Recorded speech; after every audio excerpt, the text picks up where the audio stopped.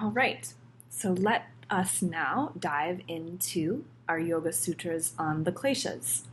Now, this concept of the Kleshas may be familiar to you. This is one that is often taught in yoga teacher training programs. So we're not going to spend a whole lot of time here, but what I really want us to look at when it comes to analyzing the kleshas or discussing the kleshas is how these ideas of the gunas layer onto your understanding of the kleshas. And we're using the same techniques that Patanjali uses in the sutra, where he introduces these levels or these stages that we've talked about. Now, in our understanding of the sutras, we are implementing these layers of understanding to help us get a bigger picture of what this whole concept of yoga is, what this whole Yoga Sutra means. So we'll start with Yoga Sutra 2.3. There are 5 main causes of suffering. The kleshas, according to Patanjali, are the causes of suffering. And they are 1, a lack of self-awareness, 2, ego, 3, a desire for and attachment to things that you like, 4, aversions towards things that you don't like, and 5, a fear of death. And what I really want to bring awareness to in this particular sutra is that number 3, the attachment, because we talked so much about attachment in our last lecture when we were talking about the gunas. And here it is, number 3, one of the 5 main causes of suffering, that attachment to things that you like, those pleasurable sensations, the senses. In Sutra 2.4, and in all the following sutras, Patanjali expands upon these 5 main causes of suffering and says, a lack of self-awareness allows for all the causes of suffering to be present. The other 4 causes of suffering are always dormant, diminished, interrupted, or active. So essentially, we're going to go back here for a minute to this list. That lack of self-awareness is what really causes all of the rest of the causes of suffering to be present. And when Patanjali is talking about a lack of self-awareness, we can look at self-awareness and define it in different layers.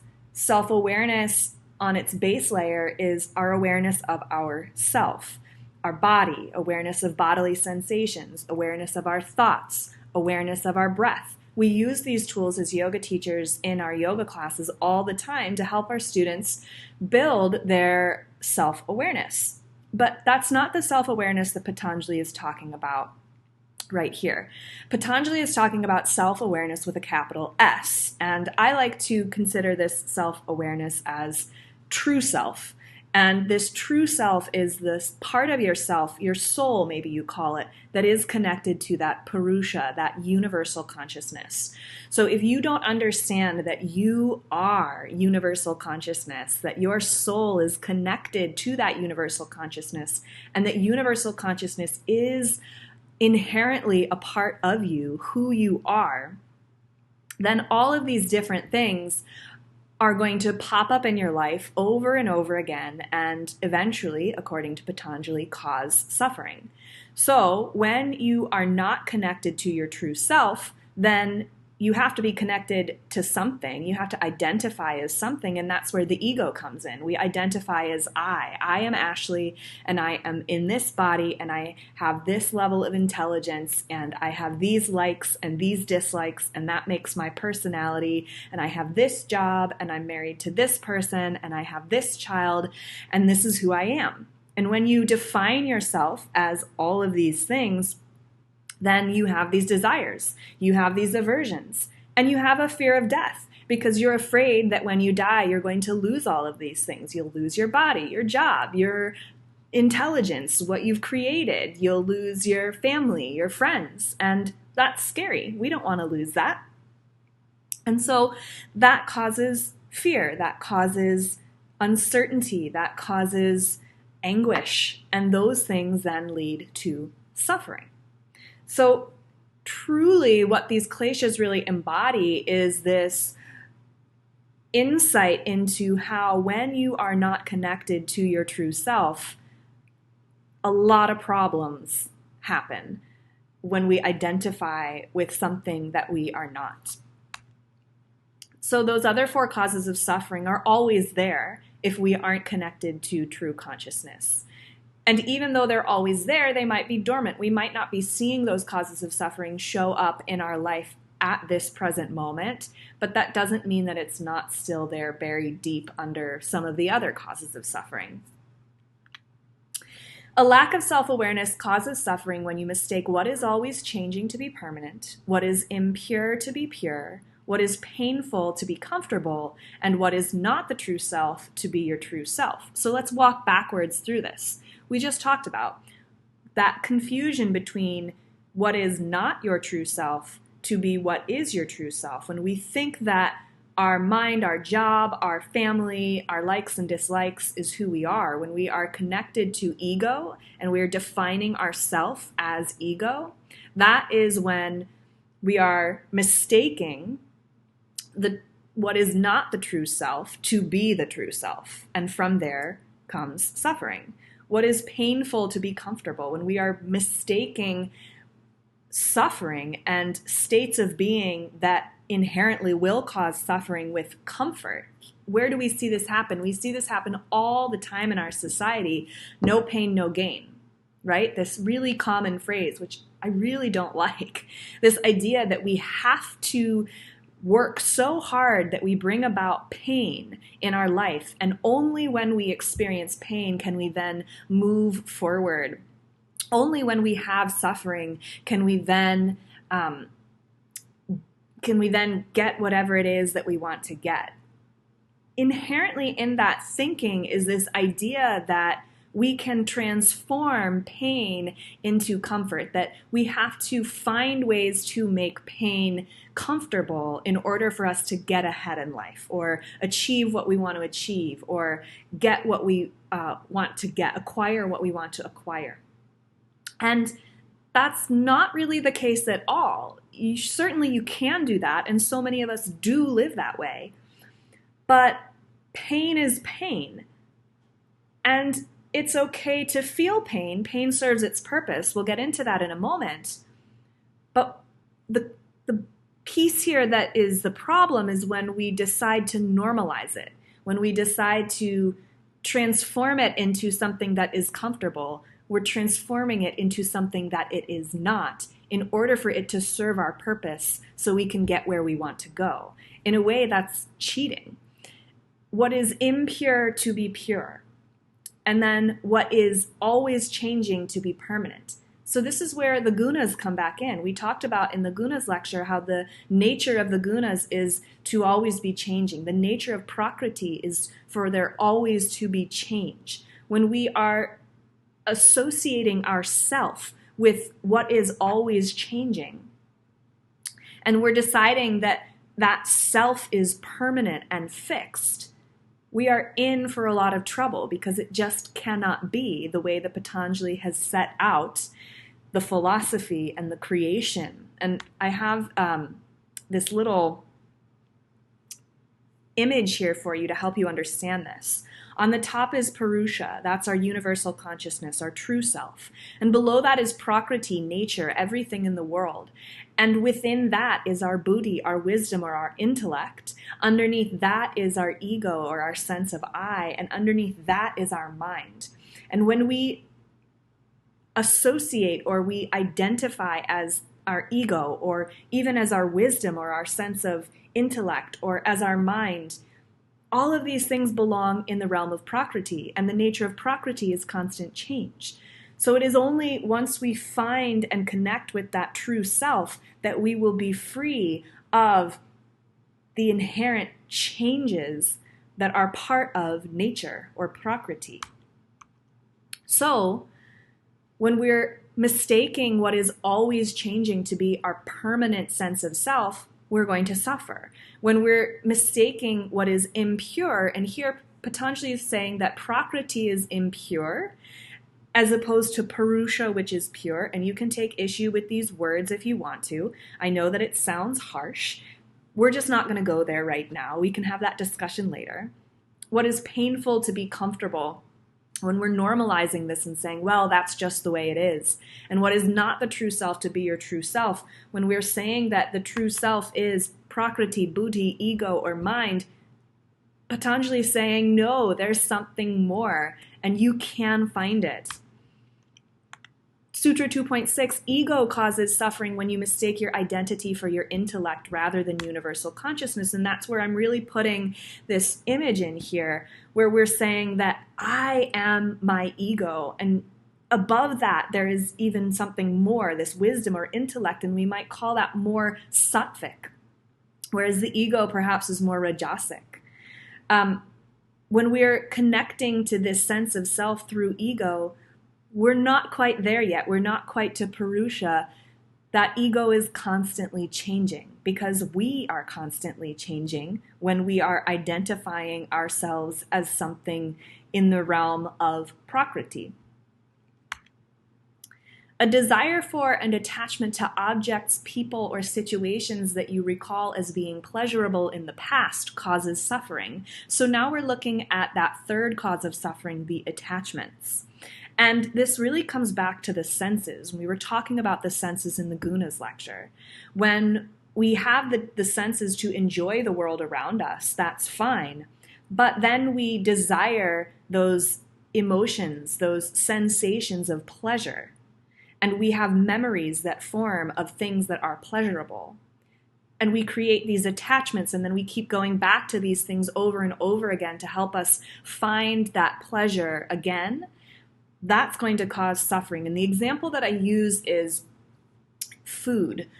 Imagine the best meal that you've ever had in your entire life. It could have been a meal that you cooked, or a meal that was served to you, or a meal that you had at a restaurant. And it was just this wonderful experience. And then in the future, sometime you're thinking about this wonderful meal and you try to replicate it. You try to make it at home if it was a meal in a restaurant. Or you go back to that restaurant and you have it again. The second time is never as good as the first time. You can never quite capture in the same way that experience from the first time. And that causes a little bit of suffering, maybe a little bit of disappointment, or a little bit of longing. And that's the attachment that we're talking about here, where we're attaching to the sensation of a memory, of an experience, and it just will never be the same because it's a new moment. There's new context. Perhaps there's new wisdom, new ideas, new experience, new people. Maybe you don't have the same ingredients, or it wasn't the same person cooking it, or you're not with the same person when you're enjoying that meal, or it's a different season. There's so many variables that it just can never be the same. No moment can be the same one moment to the next in the realm of Prakriti. Once you get to that level of Purusha, remember, the gunas are no longer in play because we've stilled them. And so each moment is the same because there's no longer a concept of time. This is how this all layers together.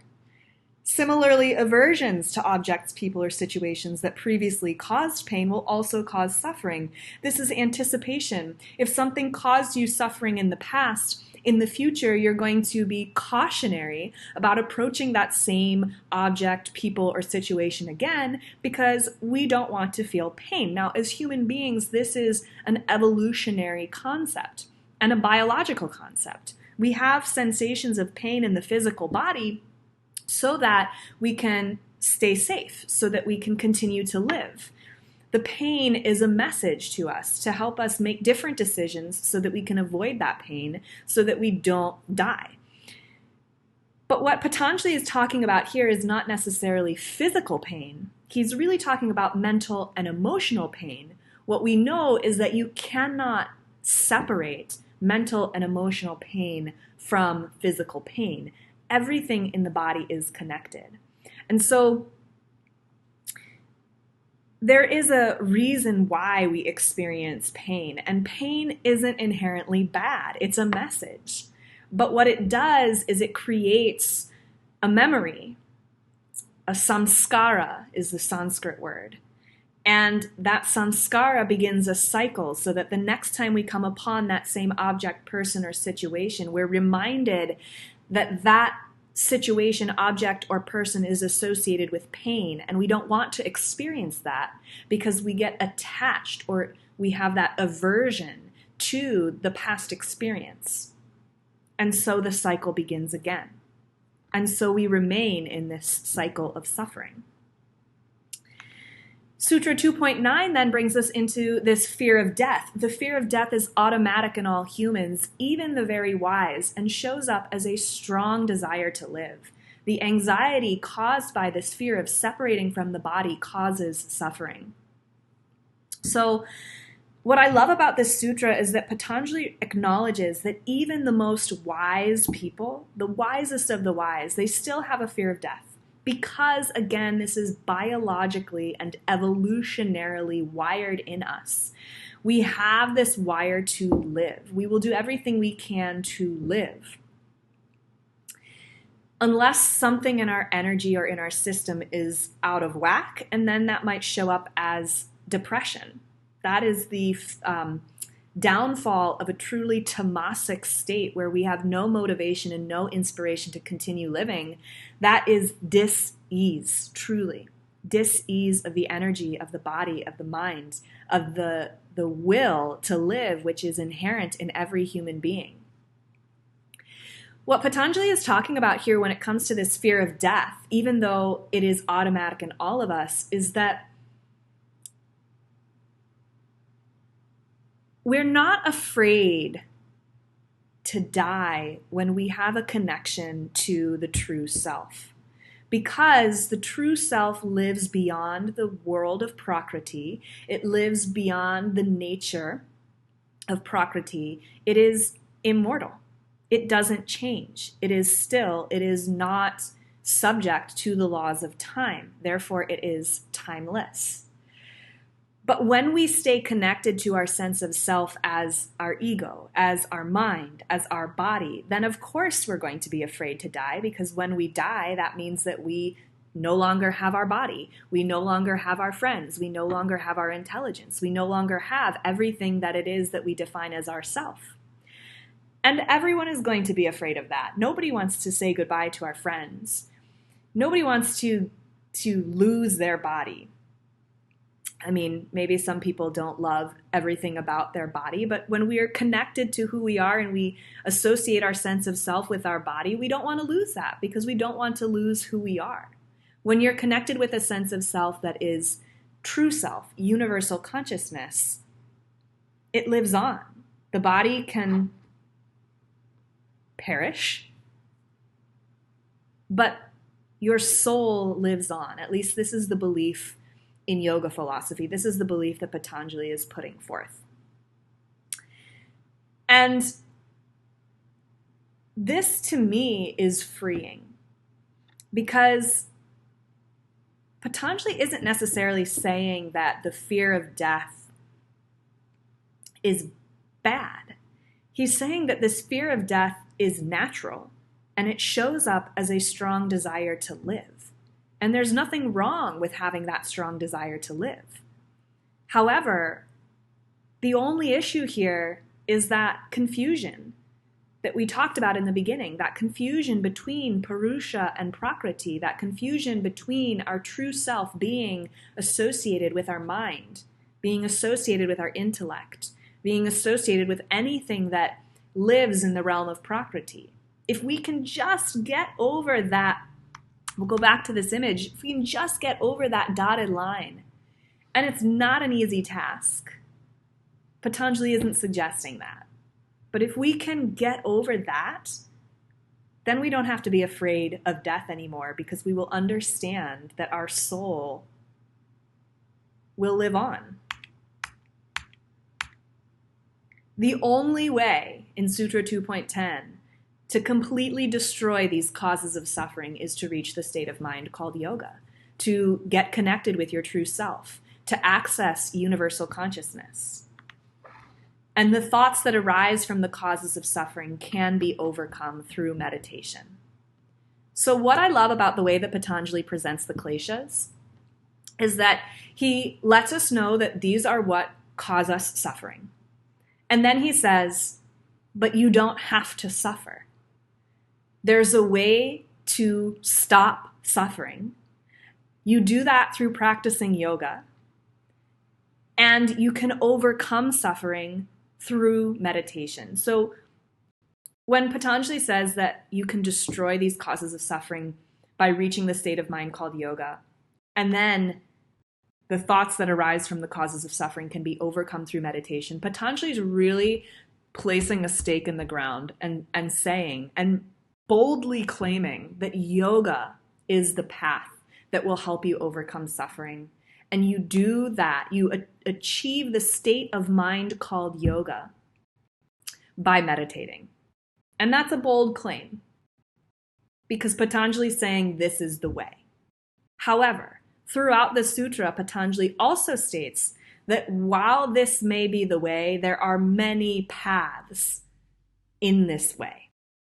So it's not just you have to do it this way and this is the only right way.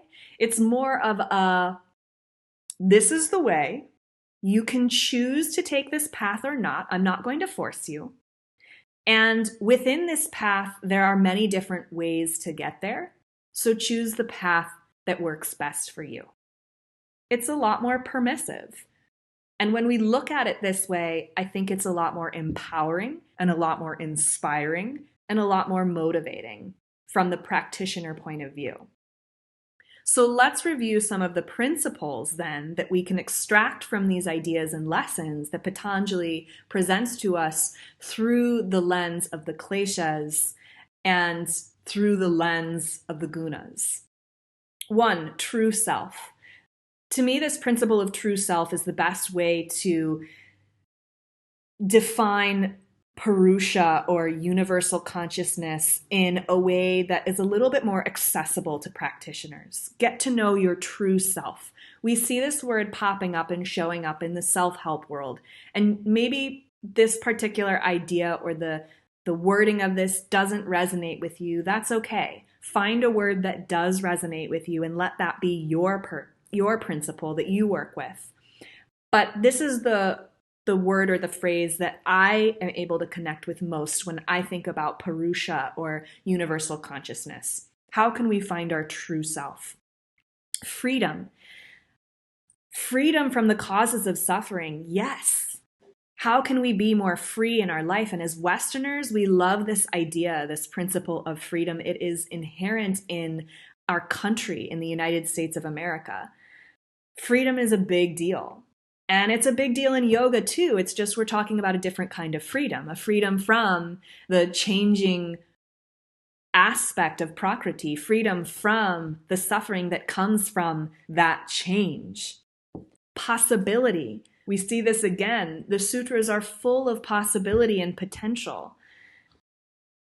But we have to practice. And so that principle of practice is coming up over and over and over again. All of these principles are layered into these complex concepts and ideas in classical philosophy.